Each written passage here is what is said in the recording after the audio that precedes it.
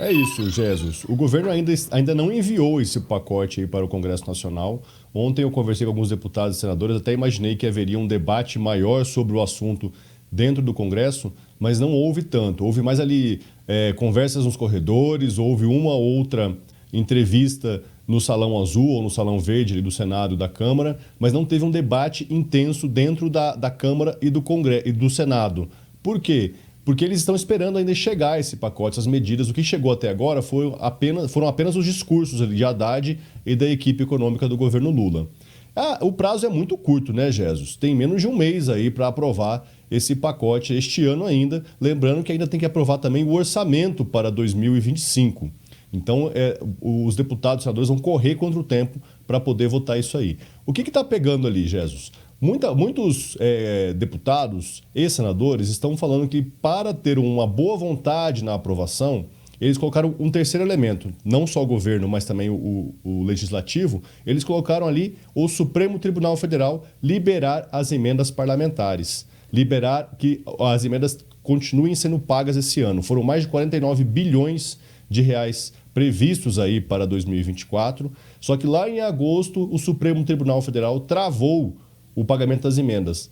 Foram pagos até agosto 30 bilhões, ainda faltam 19 bilhões.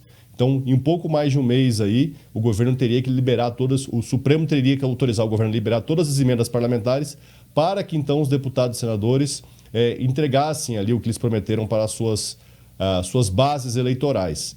Com isso, ficaria muito mais fácil de aprovar qualquer medida do governo, segundo alguns parlamentares com quem eu conversei ontem, Jesus. Mais uma vez, os políticos estão de olho aí mais no ganho eleitoral do que no ganho para a sociedade, né? Para a gente contextualizar aqui, isso está na mão de um ministro em específico, que é o ministro Flávio Dino. Ele é o dono dessa bola aí, que são as emendas parlamentares. Isso ainda está ali naquela análise preliminar, monocrática, ainda não está sendo discutido no plenário do Supremo Tribunal Federal. E, como você falou, 30 bilhões, ok, já foram aplicados. Então, 19 bilhões estão retidos. 19 bilhões para 3 semanas é muita gordura para queimar. Então, é essa expectativa que se cria pelo Congresso Nacional como, entre aspas, uma moeda de troca para aprovação desse pacote de corte de gastos e tendo o ministro Flávio Dino como o ponto focal dessa discussão. É isso. É fácil, né? Você transferir sua responsabilidade para o outro, né? É bem isso, moeda de troca. Você não precisa fazer isso numa moeda de troca. Qual que é a sua obrigação ali enquanto legislador, né?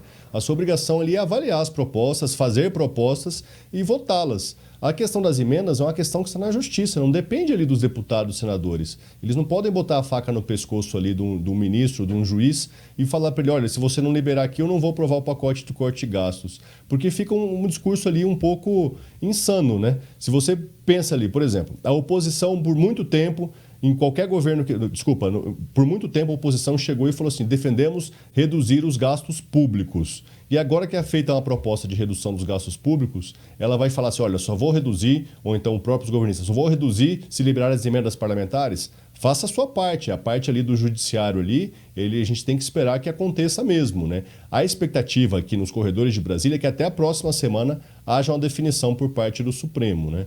Agora, é fácil você transferir a sua responsabilidade para o outro, né?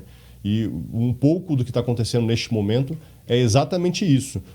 Por exemplo, muitos senadores ontem falaram assim, esse projeto, esse pacote de corte de gastos do governo é esquálido, é fraco, não ataca todas as frentes. Tá, e aí quando você pergunta, o senhor vai votar a favor? Vou fazer o que é melhor para o Brasil. Tá, e com relação ao imposto de renda, ali a isenção para quem ganha até 5 mil reais. O senhor vai votar a favor? É uma medida populista.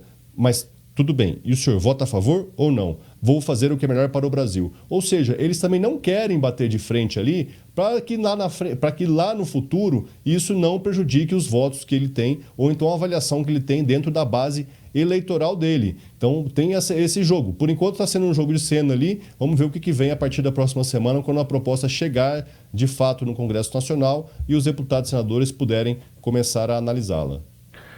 Afonso, eu queria que você avaliasse especificamente a postura, o comportamento da oposição no momento em que se discute a possível aprovação, ou pelo menos a análise no Congresso Nacional desse pacote de corte de gastos. Começando aqui com a figura do senador Marcos Rogério, do PL de Rondônia. Ele é o líder da oposição no Senado e disse que o governo federal não tem compromisso fiscal. E ele falou isso logo após o anúncio das medidas de corte de gastos, né? Como você avalia? O Marcos Rogério é um desses aí, que quando se pergunta para ele, como é que ele vai votar, ele tergiversa ali, né? Ele não é direto, né? Então, assim, ele está no papel dele, Jesus. Qualquer opositor tem que encontrar ali uma vírgula dentro da proposta que vem do governo da ocasião para criticá-lo, né? Se ele ficar batendo palma para tudo que o governo fizer, ele não vai ser um opositor, né? Ele está no papel dele, ele está no papel de crítica que ele tem que fazer, ainda mais sendo um representante da liderança, aliás, além de ser um representante da liderança da oposição, Jesus. Então, para a gente fazer um prognóstico, Afonso, se você fosse colocar um palpite aqui, apostar, pelo menos alguma coisa do pacote de corte de gastos pode ser aprovada esse ano ainda? O que eu dizer é que o pacote, a parte de corte mesmo, ele deve ser aprovado esse ano, vai ser ali na Bacia das Almas, bem no finalzinho dos trabalhos legislativos, e talvez a parte do imposto de renda, ali, da isenção de imposto de renda, acabe ficando para 2025. Até porque essa isenção vai passar a valer a partir do outro ano, né? Os retornos dela acontecerão só a partir de 26, não em 25. Então, eles estão pensando ali em aprovar no comecinho de 25, logo depois da eleição da mesa diretora do Congresso Nacional. Ou seja, vai entrar em vigor em 2026, já vamos estar falando sobre quem pode ser o próximo presidente ou se vai haver uma reeleição nessa história aí, né? Um ano muito marcante. É isso. Mas desde o começo, né, essa inclusive é uma das críticas que eu ouvi, né? Se o governo já sabia que já estava ali na agenda, na gaveta ali do ministro Haddad, um planejamento, uma proposta para que o imposto de renda passasse a valer a partir de 2026, a isenção do imposto de renda para quem ganha até R$5.000 passasse a valer para 2026, por qual razão ele misturou esse assunto junto com o corte de gastos agora no final de 2024?